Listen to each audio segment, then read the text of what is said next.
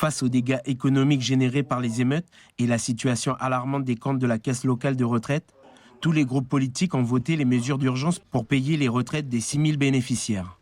Effectivement, c'est encore, tout le monde l'a déploré aujourd'hui, c'est encore les retraités qui vont devoir payer, mais aussi les cotisants. Donc ce sont des mesures d'urgence, elles sont temporaires, donc ça aussi c'est important de le souligner.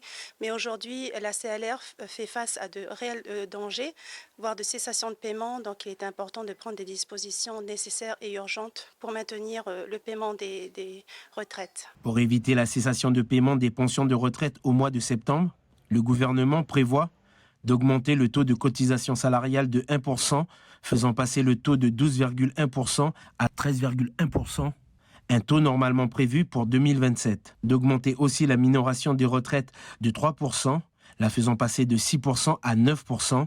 Ces mesures permettront d'économiser 1,2 milliard de francs par an. Le Congrès avait sa responsabilité notamment sur le vote des mesures. Des réformes fiscales pour pouvoir venir soutenir les collectivités qui, par derrière ou indirectement, prendraient en charge leurs charges sociales. Parce qu'aujourd'hui, on a des difficultés, plus de 600 millions de retard de paiement des charges sociales. En revanche, la mesure visant à payer les pensions au prorata, c'est-à-dire payer les retraités en fonction de la trésorerie de la CLR disponible, cette mesure a été supprimée par les élus avec un amendement.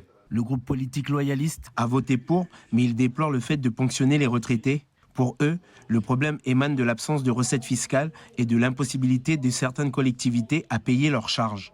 Mais ce qui est fait n'importe quoi, c'est-à-dire qu'en fait on vient chercher l'argent chez les retraités, alors qu'en fait ce sont les employeurs, certains employeurs qui ne payent pas leurs cotisations, et notamment les employeurs hospitaliers, parce qu'il n'y a pas eu de réforme du RUAM.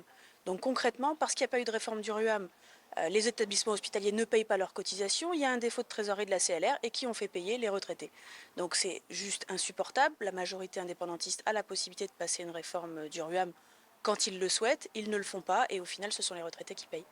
Selon le gouvernement, les cotisations impayées s'élevaient à 843,6 millions de francs au 31 juillet 2024.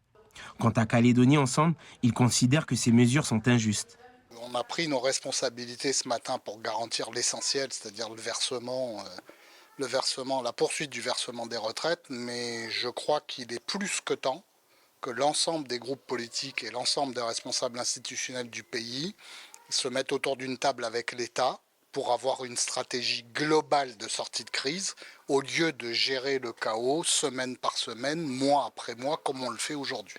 Le gouvernement redirigera 600 millions de francs des 12 milliards prêtés par l'État dans les caisses de la CLR pour pouvoir payer les 1,8 milliard de pensions mensuelles. Les groupes politiques sont unanimes. L'avenir structurel de la caisse locale des retraites dépendra de la réforme du RUAM.